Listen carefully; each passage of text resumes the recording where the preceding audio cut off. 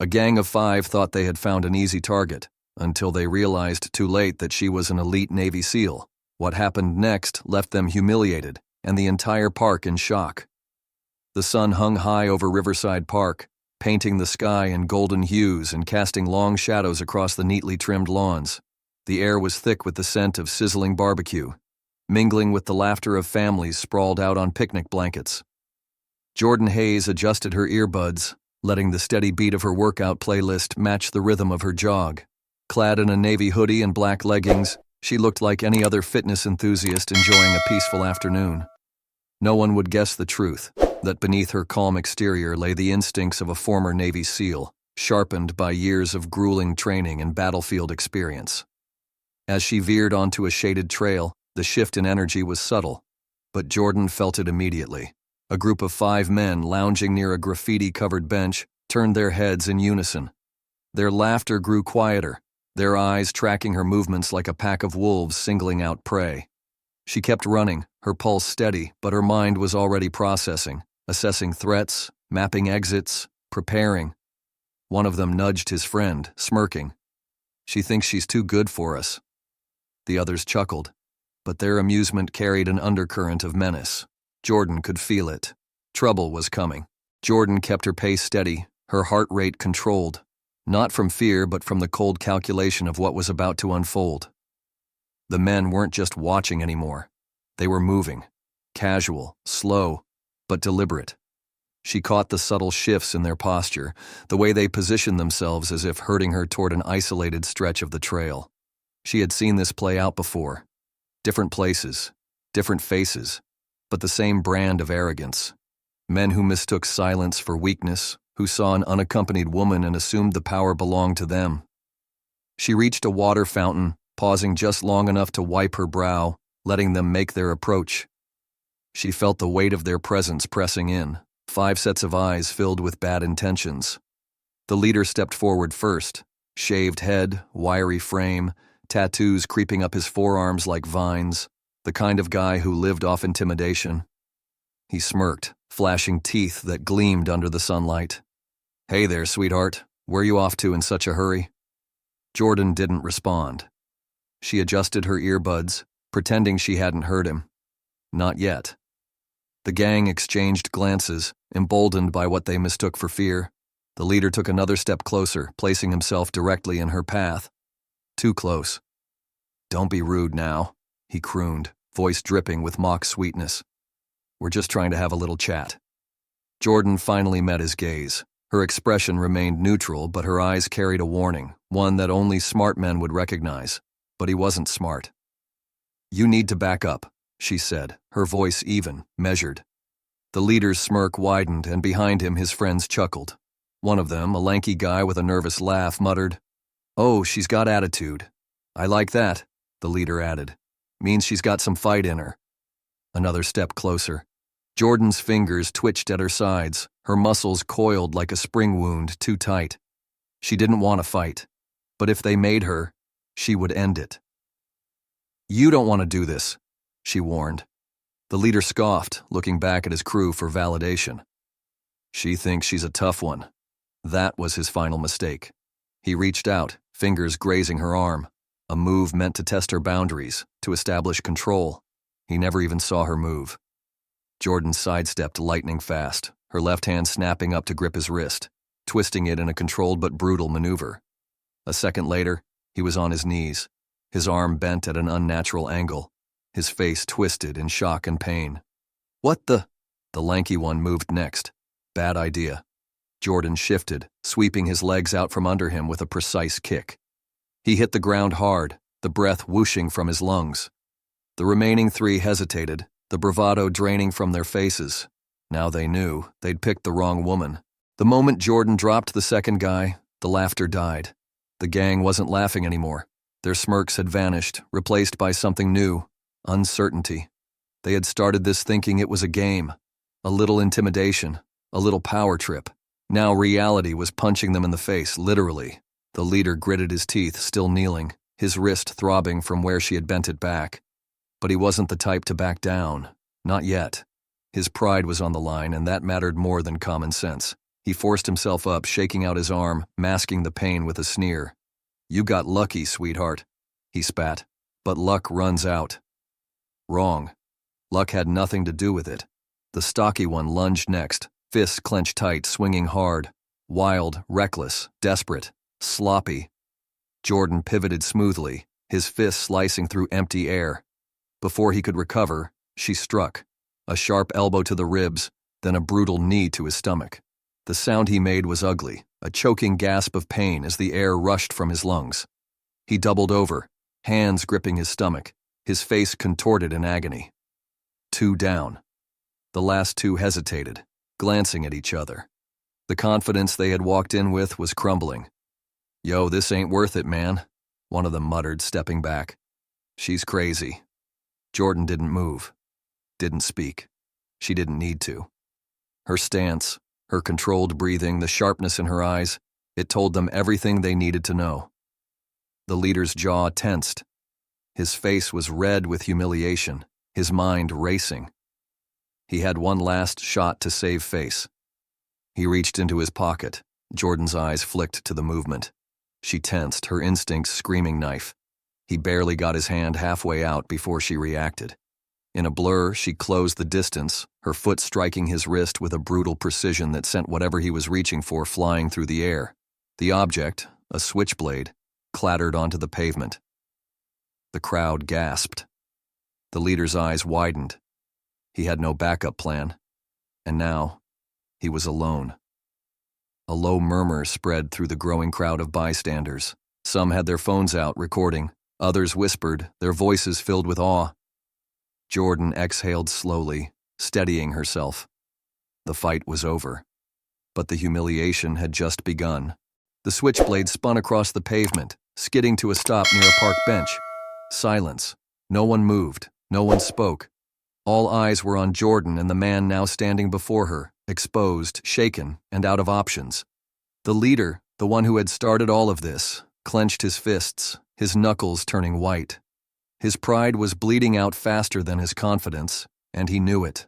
The crowd had seen everything. His own crew had seen everything. And now he had a choice: fight or run. His breath came hard and fast, his body vibrating with barely contained rage. "You think this is over?" he growled, his voice raw with frustration. Jordan didn't flinch. She didn't even blink. "No," she said, her voice calm. "You do." Something in the way she said it.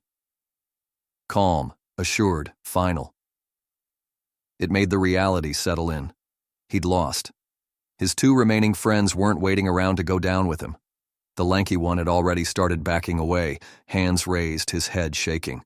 "Nah, man, I'm out," he muttered under his breath, turning on his heel and disappearing into the crowd. The last one, a shorter guy with a nervous tick in his jaw, hesitated, looking between Jordan and the leader. He opened his mouth, then thought better of it and took a step back.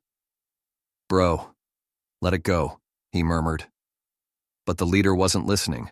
He was too far gone, his humiliation twisting into something ugly. He lunged. His body moved before his brain could stop him, before logic could remind him that this was not a fight he could win. Desperation drove him forward, reckless, clumsy, dangerous.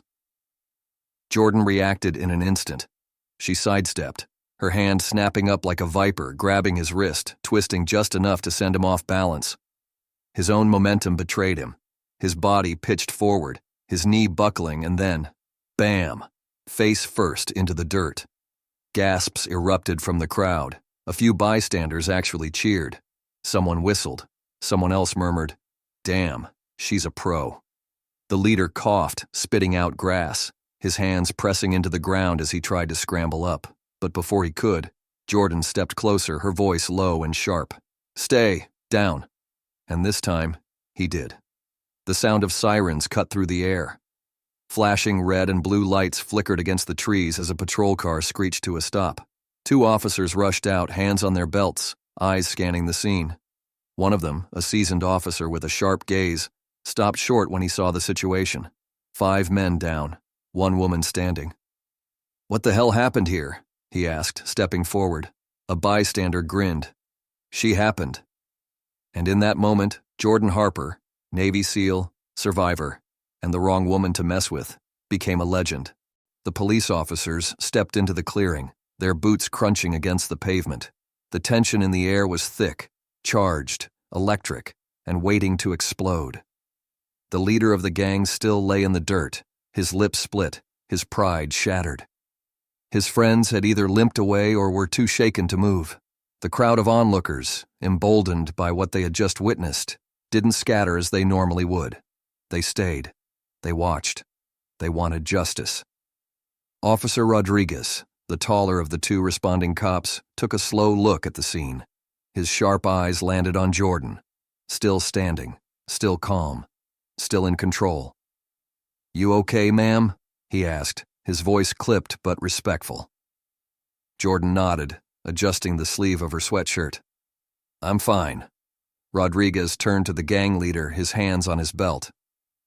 "You, not so much," he muttered. "Somebody want to explain what's going on here?"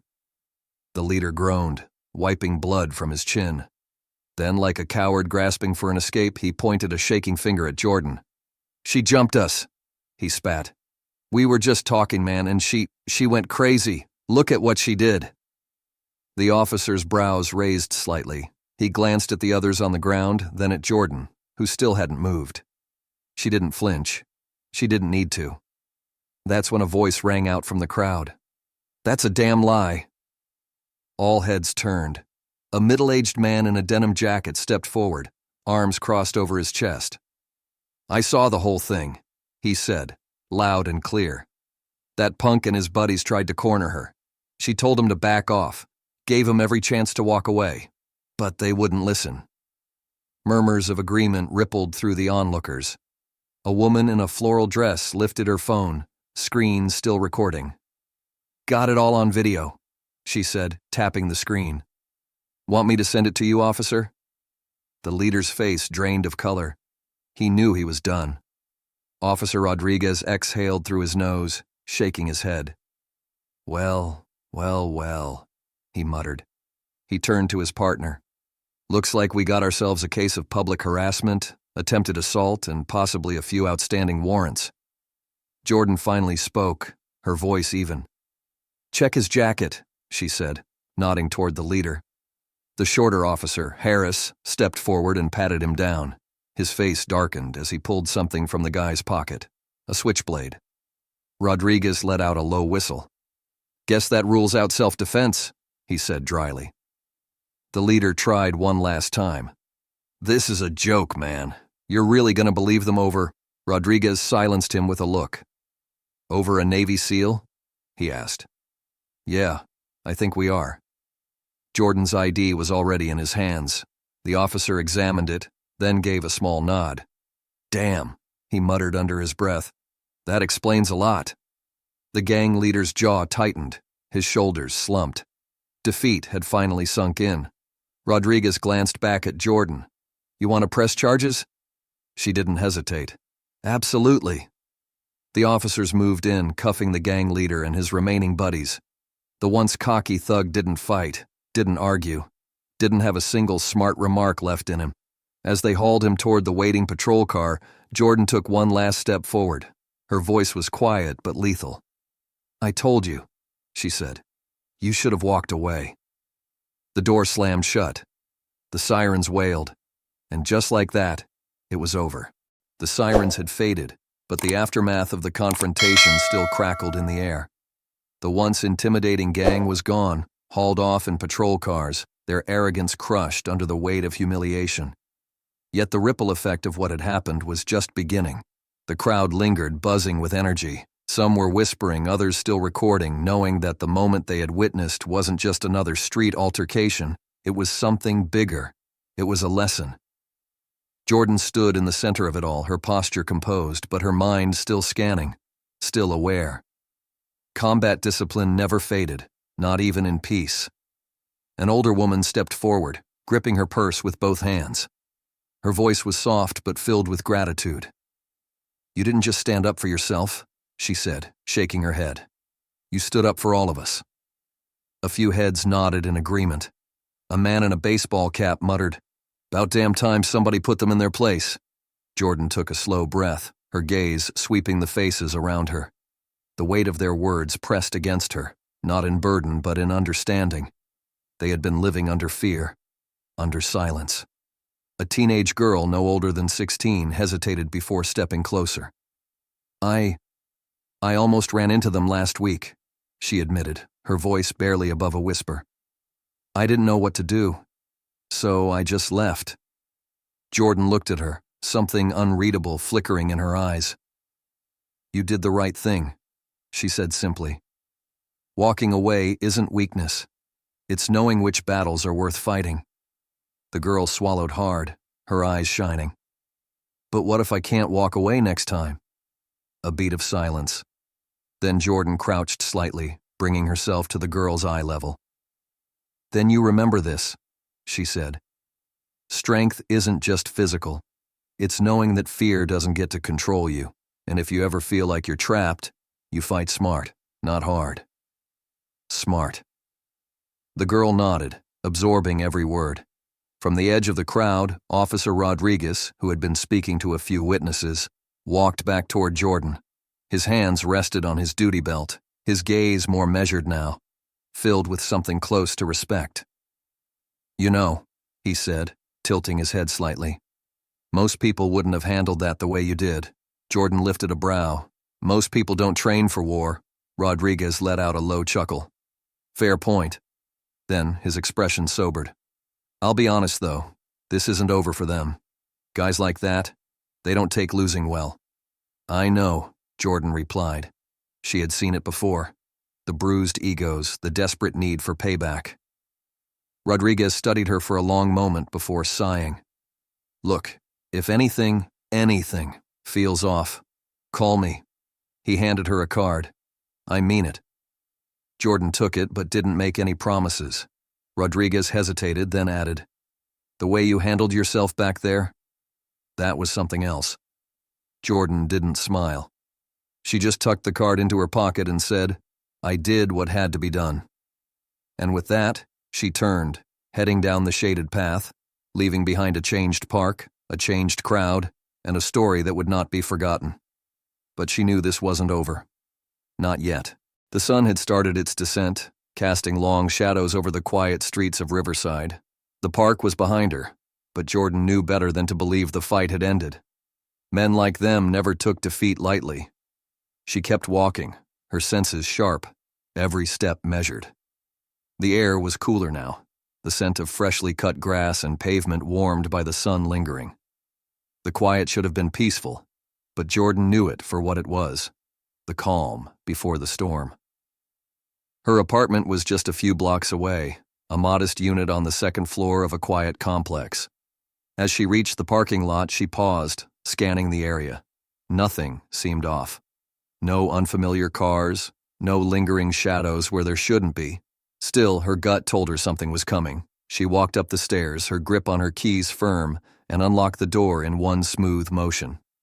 The moment she stepped inside, she secured the deadbolt, checked the windows, and made sure her firearm was within reach.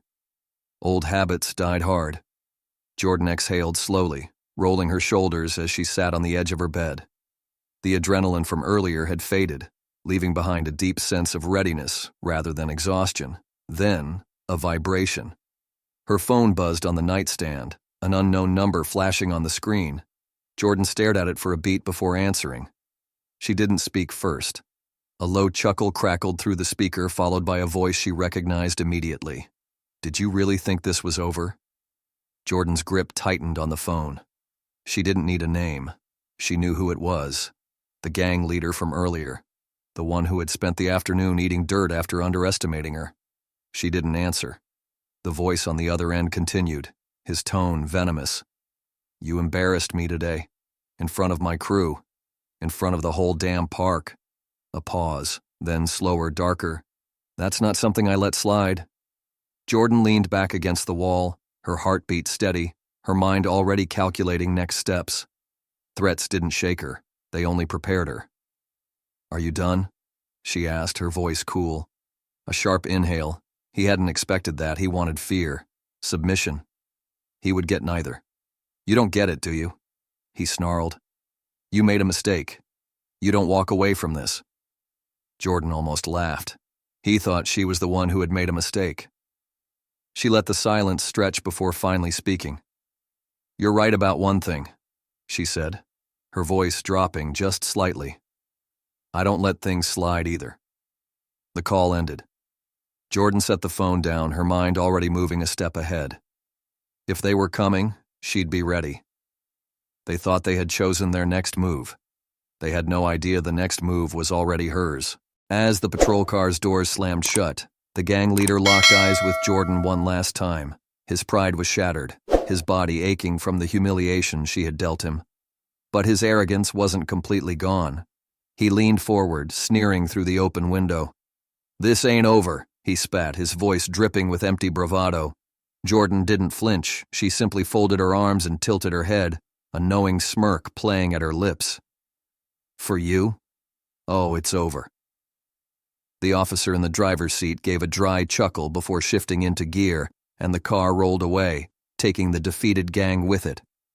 The moment they were gone, the bystanders who had witnessed everything began to step forward. A murmur of admiration rippled through the park. An older woman placed a hand on Jordan's arm.